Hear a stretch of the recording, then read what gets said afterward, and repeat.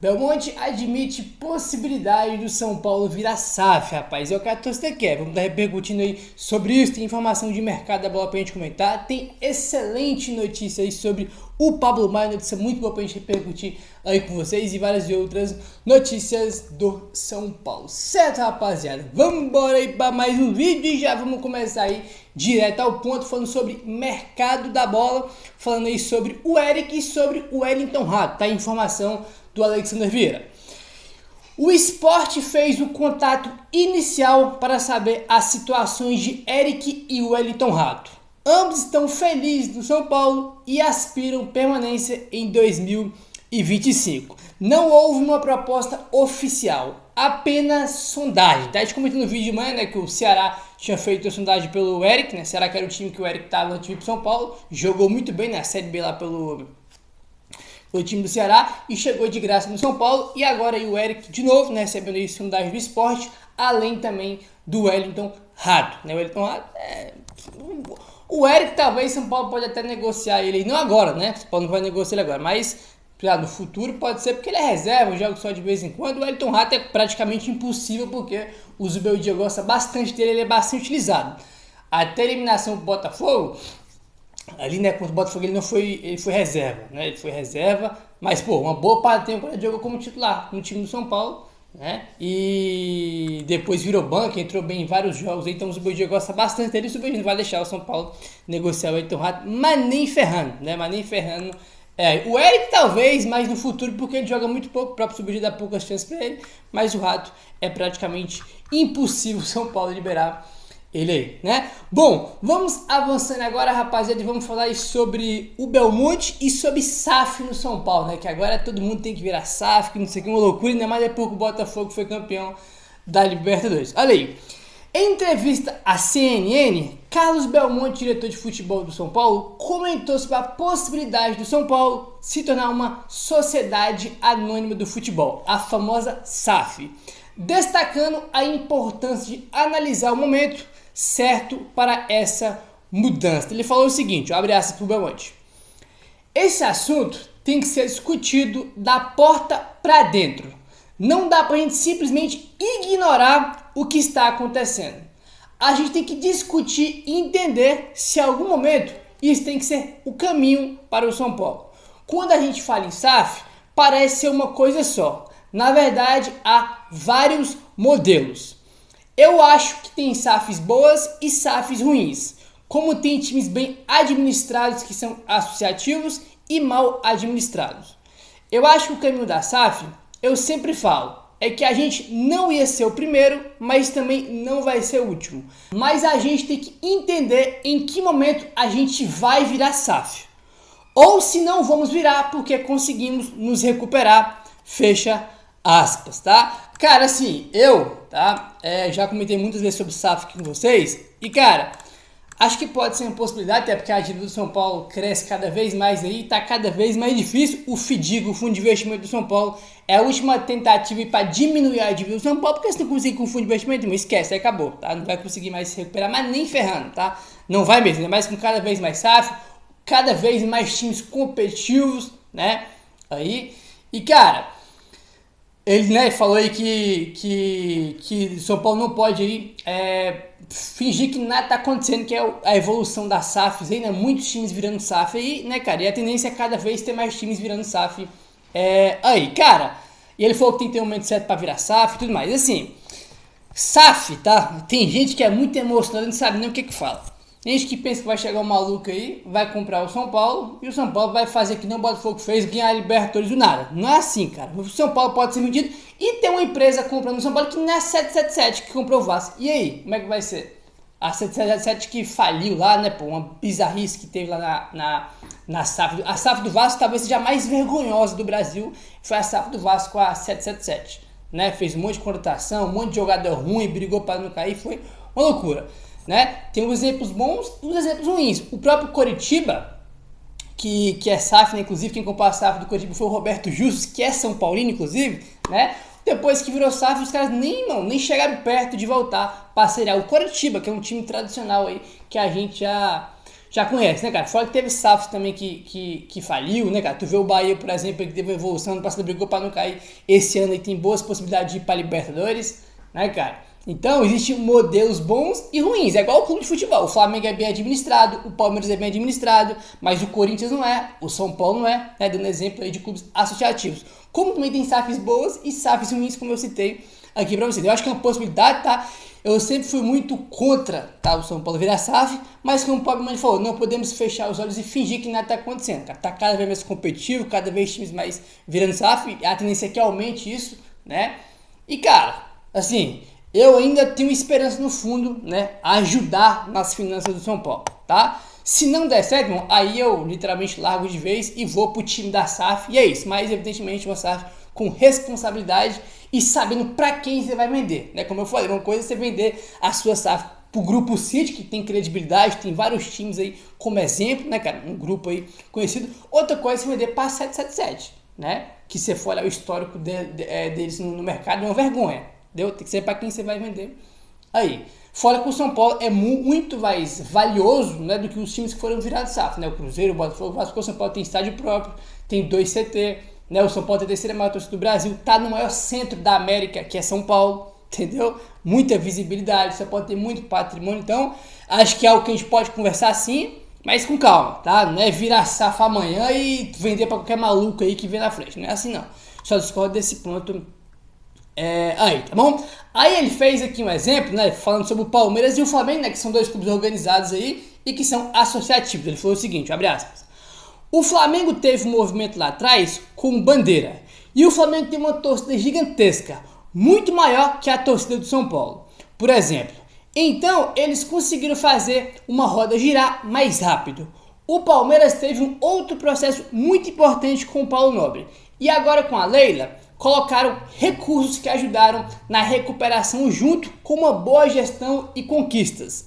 O Palmeiras se recuperou. Eu acho que nós temos que ir nesse caminho, fecha aspas, né? Enfim, cara, acho que minha opinião sobre a questão do SAF é essa aí, tá? Não sou totalmente contra, não, já fui mais, né, contra isso sobre essa questão de SAF, mas a gente não pode fechar os olhos porque tá acontecendo. São Paulo tendo déficit todo ano, esse ano, né, 190 e poucos milhões de déficit, pode ir para 200, né, quando acabar a temporada, né, o São Paulo não vendendo um jogador, então é algo que tem que ser olhado, mesmo eu sendo contra, mas é algo que tem que ser olhado, ainda principalmente para os próximos anos. E cara, o fundo, repetindo, o fundo de investimento do São Paulo, se não der certo, se não der certo esse fundo aí para pagar as dívidas bancárias do São Paulo, acabou, não tem mais o que fazer, cara. Essa é basicamente a última cartada do São Paulo. Se der errado, vai ter que virar SAF, não tem o que fazer, né? Ou então, ou virar SAF vai ter que ficar igual ficou nos últimos anos aí, não ganha nada, né? Ficar atrás dos outros clubes, tem déficit toda hora, com um monte de problema financeiro. Enfim, complicado, né? Bom, vamos avançando agora e vamos falar aí sobre o Pablo Maia, porque temos excelente notícia aí sobre o Pablo Maia, informação aí do Globoesporte.com. O próprio São Paulo, né, já fez alguns posts, né, nas redes sociais falando sobre a transição aí dele. Pablo Maia iniciou a transição com a preparação física, última etapa antes do retorno às atividades com bola, tá? Então já iniciou a transição, tá, com a preparação física e a última etapa antes dele voltar a treinar com bola, tá? Então só tem esse último passo, depois já começa a treinar com bola aí, tá? Ele não joga desde abril, quando passou por uma cirurgia. O volante estará no CT nas férias dos demais jogadores. Será que teremos a dupla Pablo Maia e Alisson no início de 2025? Né? Foi o que postou aí o Felipe Ruiz, né, que cobre o São Paulo aí no Globoesporte.com, tá? Aí o Felipe Ruiz está de outro ponto aqui que é importante, ó. O São Paulo trabalha para ter o Pablo Maia nas melhores condições possíveis para pré-temporada nos Estados Unidos, tá? Então ele teve um avanço muito bom, né? Só falta agora essa transição, né? Aprimorar a parte física e depois já treinar com bola aí no campo. E o São Paulo já quer ter ele na pré-temporada nos Estados Unidos, né? Aí ó, tem que ter calma, que ele ficou muito tempo fora, cara, desde abril que ele tá aí de fora, mas tá avançando bem, né? E quem sabe no começo de 2025 a gente já pode ter o Alisson, o Pablo Maia voltando aí, né? E fazendo a dupla com o Alisson aí, que foi uma dupla muito boa que o São Paulo fez no ano passado, né, quando foi campeão da Copa do Brasil com o Dorival. E esse ano também os dois estavam muito bem e fizeram uma falta colossal pro São Paulo na temporada, nas eliminações pro Galo. e também pro time do Botafogo, mas excelente notícia aí, né, cara? Que o Paulo Maia tá aí, tá no último processo, né? O último passo antes de voltar a treinar com bola, já passou pelo caminho mais difícil, ele já passou, né? Agora é só aprimorar a parte física e depois voltar a treinar com bola. Ele não vai ter férias, né? Ou vai reduzir ali as férias, né? Vai ter todo mundo de férias ali, o elenco do São Paulo. Ele vai estar no CT ali, né, cara? No CT ali, para fazer essa preparação física, fazer algumas atividades aí, porque ele está muito próximo de voltar a jogar aí, né, cara, em 2025. Óbvio, quando a gente fala, pô, só falta mais um passo, óbvio, tem que ter calma, né? Que o cara vai, pô, amanhã vai voltar a jogar, né? Mas ele já tá aí no processo final de recuperação para poder voltar a jogar. Notícia muito, muito boa aí, né, do Globoesporte.com traz. O próprio São Paulo fez um post nas redes sociais, postou no Instagram, postou no Twitter, né, falando sobre a transição, que ele tá perto aí de voltar. Notícia muito, muito boa aí. Se ele voltar bem, né, se o Paulo vai voltando bem, né, talvez se ele voltar a ganhar uma sequência de jogos, tentando aos poucos, tendo ritmo de jogo ali, se ele voltar a ser o Paulo Maia que era antes, muito provavelmente ele não vai ter ele por muito tempo, porque é bem provável que ele vai ser vendido. O próprio Belmonte deu uma entrevista pro UOL, né, umas 2-3 semanas atrás, e ele falou sobre as vindas do São Paulo, que tem que vender jogador, como a gente comenta aqui quase todos os dias, e o próprio Belmonte, nessa entrevista que ele deu, ele falou, né, que o Paulo Maia, por exemplo, quando voltar e voltar bem, é um jogador que pode ser vendido no meio do ano. Tá? O próprio Belmonte citou o nome do Paulo Maia, ele falou que tem que vender jogador. Citou especificamente o Paulo Maia, que é um deles aí, um dos principais jogadores do São Paulo, quando a gente pensa em venda aí. Se ele não tivesse machucado, era capaz de já ter sido vendido, né? Ou na janela do meio do ano, ou agora, né, no fim de temporada. Mas como ele teve essa lesão que foi bem grave, evidentemente que breca aí qualquer tipo de negociação. Vocês vão lembrar que quando ele estava jogando, antes de se machucar, pô, tinha informação, né, que o Newcastle estava interessado, que o Arsenal era um time também estava de olho aí nele. E, pô, ele teve essa lesão aí, pô, ele foi convocado pelo Dorival, né, para 2 amistosos. Ele estava na lista de convocados para a Copa América, que valoriza muito o jogador, né, cara? O cara é titular do São Paulo, o time foi campeão ano passado, foi para a seleção, ia para a Copa América, cara, ele tinha tudo para ser aí, vendido pelo São Paulo. Mas essa lesão brecou tudo aí, né? Enfim, vamos avançando agora, rapaziada. E olha aí, em entrevista ao Sport TV, o Savarino, jogador do Botafogo, disse que a partida mais difícil do Botafogo na Libertadores foi contra o São Paulo no Morumbi, tá? O Botafogo foi campeão aí no último sábado contra o Galo, né? E depois aí no título, perguntaram pro Savarino no Sport TV qual foi o jogo mais difícil, ele falou que foi, né? Segundo ele, foi o jogo contra o São Paulo, o jogo da volta, que foi 1-1, o Botafogo abriu o placar ali né, com 20 minutos de jogo mais ou menos, ou antes, né, até, enfim, abre 1-0 ali contra o São Paulo no Morumbi. Depois São Paulo empata no finalzinho, tivemos chance aí, com o pênalti do Lucas, né? O Caleri perdeu o gol sem goleiro, e empatamos no finalzinho 1-1, e depois, infelizmente, perdemos nos pênaltis. Segundo o Savarino, aí, jogador do Botafogo, foi o jogo mais difícil, né, do Botafogo nessa trajetória aí de título.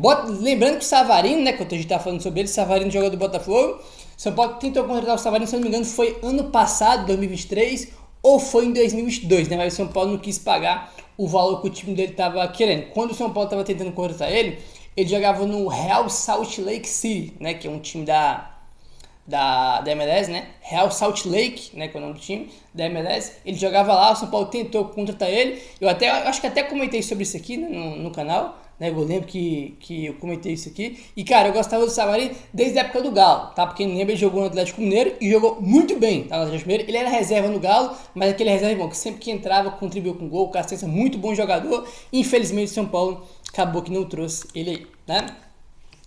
Vamos avançando agora, rapaziada, e amanhã tem São Paulo em campo contra o time do Juventude, tá? Amanhã tem São Paulo e Juventude, último jogo do São Paulo aí no Morumbi de 2024, depois tem o Botafogo lá no Newton Santos e acaba a temporada, tá? Globoesporte.com. Zubeldia pode dar chances a reservas contra o time do Juventude. Depois de garantir a vaga direta na fase de grupos da Libertadores no último fim de semana, o São Paulo deve ter mudanças no time para enfrentar o Juventude nesta quarta-feira no Morumbi, às 8 horas da noite. O técnico Luiz Zubeldia indicou essa possibilidade após a derrota para o Grêmio no último domingo. Uma das trocas possíveis É a entrada do lateral esquerdo Patrick Lanza. Sem o Wellington e Jamauri os lesionados, o Bode escalou Sabino e o Rafinha improvisados na esquerda nos últimos jogos. Então o Patrick deve ser uma das mudanças aí. É possível também que o treinador dê novas chances a William Gomes e Henrique Carmo, jovens atletas formados na base tricolor, tá? Cara, assim, aí o que acontece? O Globoesporte.com traz aqui um provável São Paulo, tá? Aí pro jogo de amanhã contra o Juventude, né? Hoje teve o último treino aí na Barra Funda. E segundo o GE, o provável São Paulo é, olha que bizarro isso aqui: Rafael no gol, Igor Vinícius na direita, Juan Tressoldi e Alan Franco na zaga. E na esquerda o Patrick Lanza. Alisson, Marcos Antônio e Luciano, tá? Lucas, André Silva, Ferreira ou o William Gomes. Resumindo, é basicamente o time titular do São Paulo, tá? Né? De mudança aqui tem que o Patrick voltando pro time titular, né? Que não é nenhuma novidade, porque lateral esquerdo só tem ele, porque os outros estão machucados. Aí tu tem aqui o William Gomes no lugar do Ferreira, talvez, né? E só, né? Porque o Rafael é titular, o Igor é titular, o Alan Franco é titular, o Juan vem sem titular, Alisson titular, Marcos Antônio ali, né? Titular e reserva, Luciano, Lucas, André Silva e Ferreira titular. Resumindo, se ele entrar com o mesmo time que ele vem jogando, aí eu largo de vez, porque não é possível, cara. Não é possível que agora, sem valer nada, ele não vai dar oportunidade para os outros garotos e para outros jogadores que não vinham jogando aí no time do São Paulo, né, cara? Eu me recuso a acreditar nisso aqui, foi a informação que o Globo Esporte trouxe. A provável, óbvio que pode chegar na hora do jogo amanhã, você vai pôr os 11 reservas, né? Que a gente quer, de repente ver novos jogadores aí ganhando oportunidade, já que não tem mais o que fazer no campeonato, né? Tem que esperar a escalação amanhã, mas olha, pô, revoltante se ele entrar com esse time aqui, né, cara? O time todo titular, cara. Só o William Gomes aí que talvez pode entrar, né? E o Marcos Antônio, o resto é todo mundo titular. Brincadeira se ele pôr esse time em campo amanhã, né, cara? Vamos aguardar aí. Parceiro, se inscreve no canal, deixa o like, valeu, tamo junto e saudações tricolores.